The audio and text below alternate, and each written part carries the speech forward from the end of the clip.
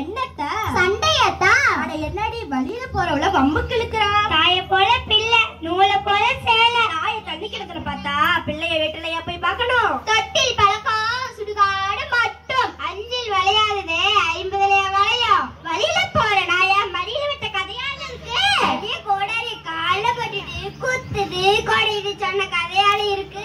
மொட்டை தலைக்கும் முழங்காலுக்கும் முடிச்சு போட்ட கதையால இருக்குது. என்ன மரத்துல தேல் கொட்டுனா பனைமரத்துல நெறி கட்டுன கதையால இருக்குது. அரைக்க தெரியாதவன் அறையில 1008 கறி கருவாளாம். ஆட